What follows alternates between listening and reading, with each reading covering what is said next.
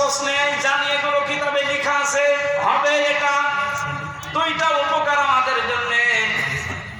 আমরা যদি কোনো নিয়ামত পাই, একেবারে আনন্দে আত্মহারা হয়ে উল্টা পাল্টা কাজে আমরা জড়িয়ে পড়ি না। আজ দুনিয়াদার যারা দেখতে পেলাম এই 5 তারিখ থেকে 31 তারিখ পর্যন্ত আখিরাতের টার্গেট যাদের নেই, কিতাবে যাদের বিশ্বাস নেই, এই মানুষগুলো 5 তারিখ থেকে 31 তারিখ পর্যন্ত বিজয় একটা পাওয়ার পরে তারা লুটপাট আরম্ভ করে দিয়েছে। তাদের পূর্বের চরিত্র আমার মনে হচ্ছে ফিরে এসেছে। কোরআনে কারীম জানাচ্ছে, লিকাইলা তাসাউ আলা মা ফাতাকুম ওয়ালা তাফরাহু বিমা আতাকুম আল্লাহু লা ইউহিব্বু কুল্লা মুখতালিন ফাখুর। আমি তোমাদের উপরে বিপদ দেই এই কারণে, আনন্দ দেই এই কারণে যে বেশি নিয়ামত পাওয়ার পরে আবার এরকম মনে করবা না যে যা আর দুনিয়ায় চিন্তা নেই, যা পাবো তাই খাবো না। আবার বিপদে পড়লে হাই হতাশ করবা না। বেশি আনন্দিত হওয়া যাবে না, আবার দুঃখে মন ভারাক্রান্ত করে থাকা যাবে না। মুমিন যারা তাদেরকে কোনোদিন হতাশা পেড়ে বসে না। মুমিন যারা, যাদের ভেতরে আল্লাহর পরকালের বিশ্বাস আছে, ওরা সব সময় এক। এর বাস্তবতা আপনি এখন লক্ষ্য করছেন আমিরে জামাতের কথায়, তার অ্যাক্টিভিটিস দেখতে পাচ্ছেন না। লোকটা বিপদও যেরকম ছিল, এই আনন্দও সেরকমই আছে। 5 থেকে 31 তারিখ পর্যন্ত এই 25 দিনের ভেতরে তার মুখে একবারও শুনেছেন যে এত অত্যাচারিত হয়েছে, এবং ঠিক ওই রকম করে আপনারা শুরু করেন। বলেছে একবার, আপনি তো তার মতো অত বিপদে পড়েননি। সে ছেলে আছে, শুধু ছেলে না, এরপরেও তার ছেলে জেলখানায়, তার স্ত্রী অসুস্থ, তার অনুসারী অনকম, তার সহযাত্রী সহযোদ্ধা যারা সব পানিয়ে আছে, অধিকাংশ গুলো যে মানুষগুলো আছে জেলখানায়, এরপরও মানুষের ভেতরে যারা কোনো টেনশন নেই, চিন্তা নেই। আল্লাহ রাব্বুল আলামিন জানিয়েছেন, হে নবী, এই মানুষগুলোকে বসে থেকে বসে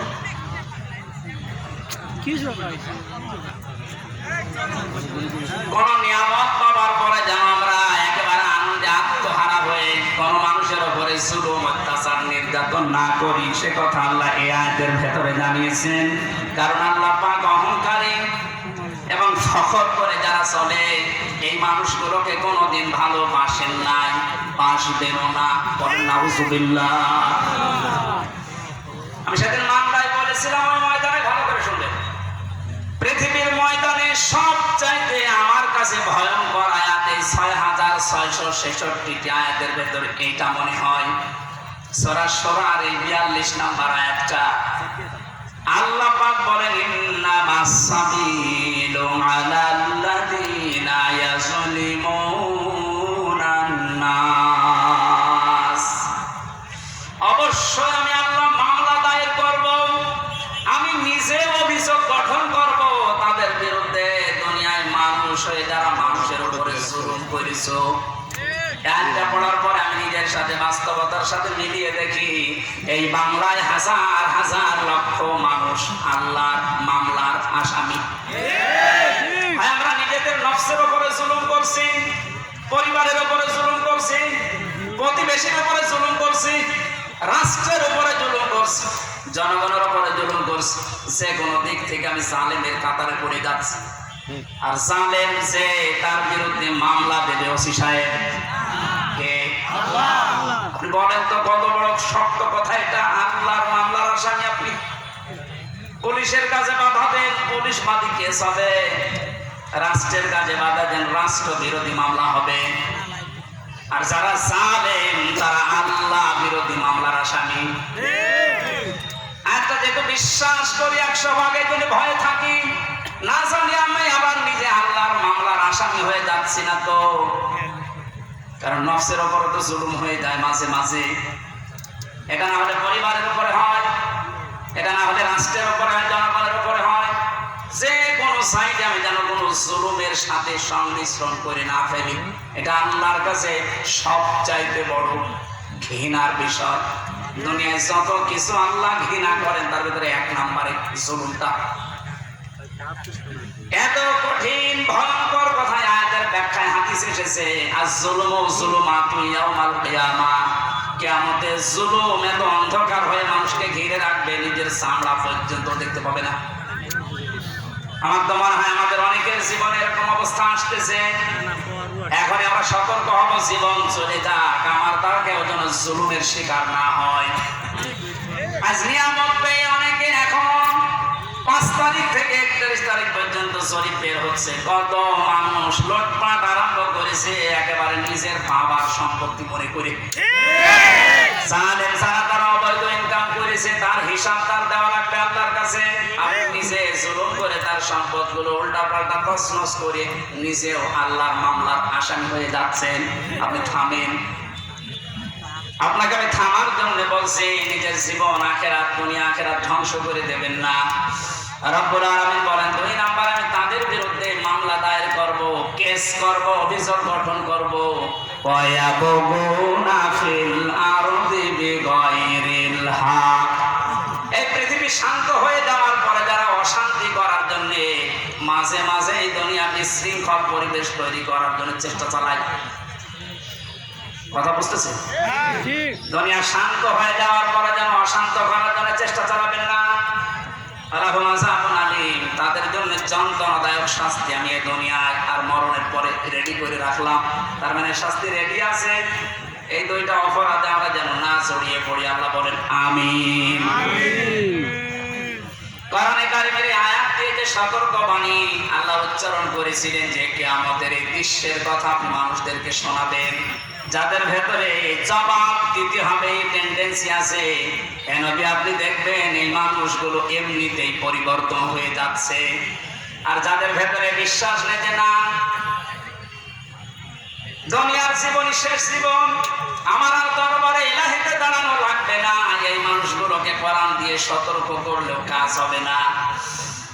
ফাযাক্কির বিল কুরআনি মান ইয়াখাফু ওয়াঈদ। সৈয়দ মনীষা ওর বায়দা হলি কোরআন হিম হো ফ্রেশ মাই থ্রেট। আল্লাহ বলেন, নবী আপনি কোরআন দিয়ে তো এই মানুষগুলোকে সতর্ক করতে পারেন, তারা আপনার বাণী শোনার পরে সতর্ক হবে, ভীত সন্তুষ্ট হয়ে যাবে। যারা আল্লাহর ধমকের ভয় করে, কার ধমক? বলেন বলেন। পুলিশের ধমক খেলে আপনার জীবনে ভয়ে কাঁপাকাঁপি করে। পুলিশকে যিনি বানিয়েছেন আমার আল্লাহ, উনি নিজে বলছেন আমি ধমক দেব। আল্লাহর ধমক যে কত কঠিন, কত ভয়ঙ্কর, সূরা ইয়াসিনের ভেতরে ব্যাখ্যায় আছে। আমরা আবার আল্লাহর ধমকের উপযুক্ত হয়ে যাচ্ছি না তো। আমাদের জীবন এখনই থামানো লাগবে। এমন এমন কোনো কাজে আঞ্জাম দেওয়া যাবে না যে আমরা আবার আল্লাহর মামলার আসামি হয়ে যাচ্ছি, আল্লাহর ধমকে উপযুক্ত হয়ে যাচ্ছি। আল্লাহ যেন এরকম ধমক সূচক কিছু আমাদেরকে না বলেন, এইরকম জীবন গঠন করা দরকার। বলেন আমিন। রব্বুল আলামিন জানিয়েছেন, সতর্কবাণীগুলো উচ্চারণ করার পর ওই দিবস সম্পর্কে মানুষদেরকে আপনি ভয় দেখাবেন, যে দিবসে তার মা বাবা, স্ত্রী পুত্র, আত্মীয় স্বজন কোনো কিছু কাছে আসবে না। আর ওই দিবস সম্পর্কে কোনো সন্দেহ, সংশয়, অবকাশ নেই। সে দিবসের নাম কিয়ামত। কোন দিবস? এই কিয়ামতের জবাব দিতে হবে। এই টেন্ডেন্সি যতদিনে জাতির ভেতরে পয়দা না হবে, পুলিশ বলেন, র‍্যাব বলেন, আর্মি বলেন, কোন বাহিনী দিয়ে অপরাধ মুক্ত করা সম্ভব না। মক্কার ওই মানুষগুলো, ওদেরকে পরিবর্তন করার জন্য নবীজি এটা অ্যাপ্লাই করেছিলেন। যারা চুরি করতো, ডাকাতি করতো, নারী ইজ্জতের জম ছিল, ওই মানুষগুলোকে যখন বোঝাতে পেরেছিলেন আর একটা কিন্তু জগৎ আছে, দাঁড়াতে হবে। হযরত ওমরের মতো এরকম ভয়ঙ্কর কোন মানুষ, এই মানুষটার জীবনে এত পরিবর্তন হয়ে গেছে, 24 ঘন্টায় তিনি আতঙ্কে থাকতেন, আল্লাহ আমি তোমার সামনে দাঁড়াতে পারবো তো? রাষ্ট্রের সর্বোচ্চ দায়িত্বে ছিলেন হযরত আবু বকর। আজ এই যে 1628 জন মানুষ দায়িত্বে ছিল, আমি হাদিসটার সাথে মাঝে মাঝে মিলাতাম। আল্লাহ ওনার সন্তান আব্দুল্লাহ একদিন পায়েস খেতে চেয়েছিল, স্ত্রী ডাক দিয়ে বলছে, স্বামী আপনি তো দেশের দায়িত্বে আছেন, যে টাকা পয়সা নিয়ে আসেন এর দ্বারা আজকে পায়েস তৈরি করা সম্ভব না। আপনি এক কাজ করেন, বাইতুল মালে যিনি আছেন অর্থমন্ত্রীর দায়িত্বে তারে বলেন আগামী মাসের বেতনটা যেন আমাদেরকে দিয়ে দেয়। মানে বললেন ঠিক আছে দেখি। অর্থমন্ত্রীর কাছে বাইতুল মালে যিনি খাজানচিতে আছে বললেন আগামী মাসের যে বেতন পায় মনে করেন 1200 দিরহাম, আমার এমনি দিয়ে দেন, আগামী মাসে আমার দেওয়া লাগবে না। অর্থমন্ত্রী ওইরকম ছিলেন, ডাক দিয়ে বলে প্রধানমন্ত্রী আপনি যে আগামী 1 মাস বাঁচবেন এটা একটা লিখিত দেন। আমাদের দেশে যারা দায়িত্ব ছিল, এটা কি যিনি দায়িত্ব ছিল প্রধান তাকে বলার ক্ষমতা ছিল না? এইরকম বলার ক্ষমতা যখন তৈরি হবে তখন সবাই আমরা এক হয়ে যাবো। ওই রকম একটা দেশ চাই যে সবাই থাকবে জবাবদিহির ভেতরে। মানে যেই বলেছে অর্থমন্ত্রী যে আপনি তাই 1 মাসের বেতন নিতে চান, অগ্রিম লিখে দেন যে আপনি 1 মাস বাঁচবেন তারপরে বেতন দেবো। মানে বলছে ঠিক আছে বেতন লাগবে না। স্ত্রীর কাছে গিয়ে বলছে স্ত্রী হবে না, আমার এই শর্ত দিয়েছে, আমার তো কোনো গ্যারান্টি নেই। স্ত্রী আর কথা জবাব দিতে পারে নাই। 15 দিন পর পায়েস রান্না করে দুপুর বেলা দিয়েছে, মানে খাওয়া বন্ধ করে দিলেন। ডাক দিয়ে বলেন স্ত্রী দাঁড়াও, আমি তো আগাম বেতন নিয়ে আসি নাই, যা প্রতি মাসে মাসে দেয় ওইটাই দিয়েছি, কোথায় পেলে?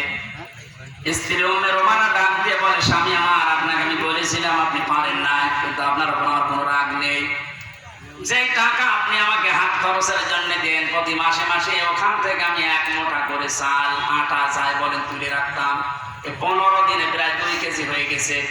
এটা আমি পাশের বাড়িতে বিক্রি করে এই পায়েস রান্না করেছি। হযরতে আবু বকর সিদ্দিক সন্তান আব্দুল্লাহ খাবার খাচ্ছিলেন। আব্দুল্লাহকে ডাক দিয়ে বললেন তাড়াতাড়ি খেয়ে শেষ করো। ছেলেটার হাত ধরে নিয়ে গেলেন বাইতুল মালে। অর্থ মন্ত্রণালয়ের দায়িত্বে যিনি আছেন খাজানচি অর্থমন্ত্রী বললেন ভাই আগামী মাস থেকে অন্তত 1200 টাকার জায়গায় আমার 1000 টাকা করে বেতন দেবেন।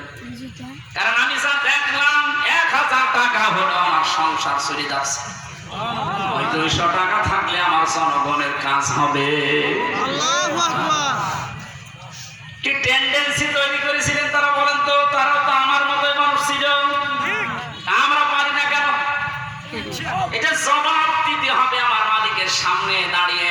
এটা যতক্ষণ পর্যন্ত 100 ভাগ আপনি বিশ্বাস না করবেন, আপনার দাড়ি লম্বা হতে পারে দরবেশের মতো, আপনার জুব্বা লম্বা হতে পারে, 14 বার হজ করতে পারে, কিন্তু আপনার জীবন পরিবর্তন হবে না। আপনার জীবনকে আপনি পরিচ্ছন্ন করতে পারবেন না। নওগাঁবাসী, আমি আমার ইমান থেকে কথা বলছি, যতটুকু আমি মানতে পারবো বলে বিশ্বাস করি আমি ততটুকুই বলছি। আমরা জেনে এইরকম চরিত্র অর্জন করতে পারি কোরআন কেন্দ্রিক, বলেন আমিন। ফারিকুম ফিল জান্নাতি ওয়া ফারিকুম ফিস সাঈর। সর্বশেষ আল্লাহ যখন শেষ করে দেবেন বিচার আচার, একদলকে জাহান্নামে পাঠিয়ে দেবেন, একদলকে জান্নাতে পাঠিয়ে দেবেন, এইটাই ফাইনাল, এই শেষ। আমরা যেন যে কোনো এক দলে যেতে পারি তা না। এই যে ফারিকুম ফিল জান্নাহ, আল্লাহর বানানো যে বাগান জান্নাত, এটাই আমার জীবনের আসল টার্গেট বানানো দরকার। এখানে না যাওয়া পর্যন্ত আমার কোনো বিশ্রাম নেই, কারণ আসল জীবনের সফলতা কিন্তু এই বাগানটা। ফামান যুহজিহা আনিন নার ওয়া উদখিলাল জান্নাতা ফাকাদ ফাজ।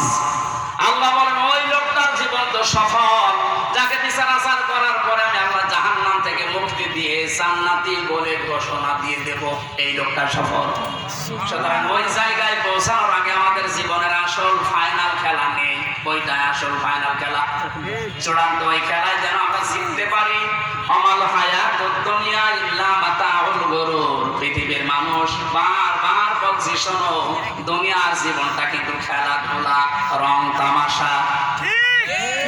আল্লাহ আমাদেরকে এটা বোঝার তৌফিক দিন, আমিন। বারাকাল্লাহু লানা ওয়া লাকুম ফিল কোরআনিল আযীম। আল্লাহুম্মা আমিন।